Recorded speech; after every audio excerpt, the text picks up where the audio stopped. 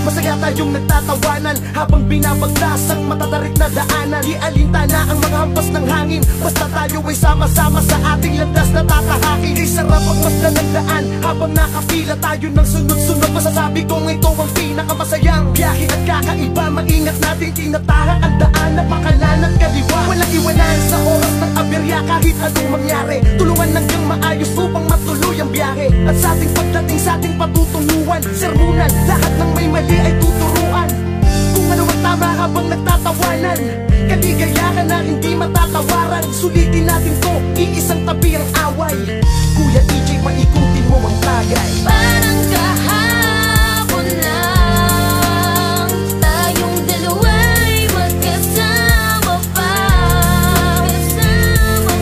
Ngunit sa isang malagim na pangyayari, nauwi lang ang lahat sa isang malungkot na biyahe. Ang layo ng ating dinayo, halika't gumawa tayo ng maraming litrato. Parang ika'y ganado magpakuha at sa iyong mata bakas ang iyong mga kinikimkim na luha.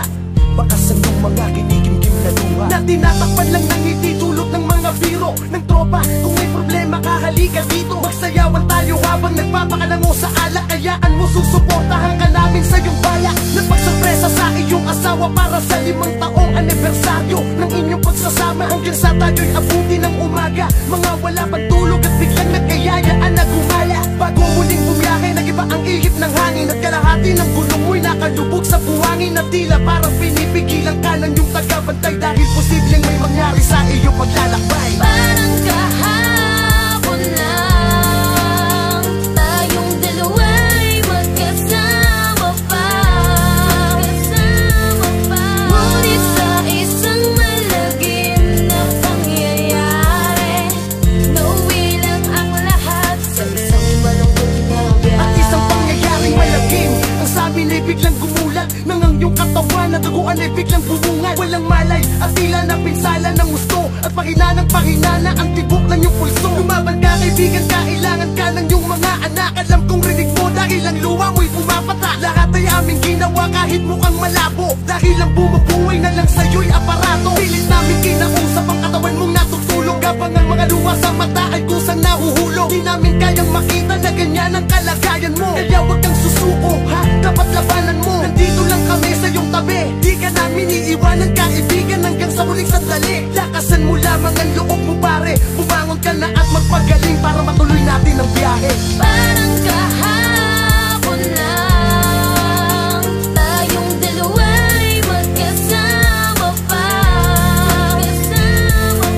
Ngunit sa isang malagim na pangyayari, nauwi lang ang lahat sa isang malungkot na biyahe. Habang binubobaan namin upang hindi ka masawi, biglang lumitaw ang iyong kaluluwang hindi mapakali. At dumating na nga sa puntong kailangan ng tanggalin ang aparatong bumubuhay sa iyo't aming tatanggapin. Wala ka na, kaibigan din namin yung kakayanin. Kung ang Diyos sama sa amin, tuluyan ka nang kukuhain. Bakit kung sino pa ang mabuti, yung pa ang nawawala? Tuloy lungkot at bigati itong aming nadarama. Salamat kaibigan sa pakikisama, salamat sa mga sandaling sa biruan ay nagawa mong makitawa. Salamat dahil hindi ka nagsawa, maraming salamat sa mga oras na ikaw ay nakasama. Salamat sa huling biyahe na ikaw ang naabututan. Salamat sa pagdamay sa oras ng kalungkutan. Masakit man tanggapin, ngunit lahat ay may hangganan. Sana sa lahat ng aming biyahe lagi mo kaming samahan. Parang kahapon lang tayong dalawa'y magkasama pa.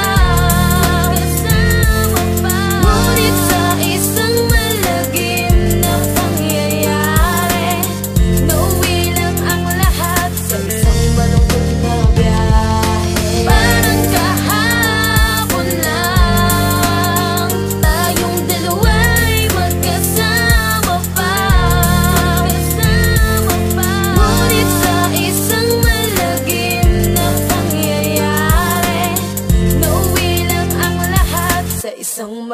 na biyahe.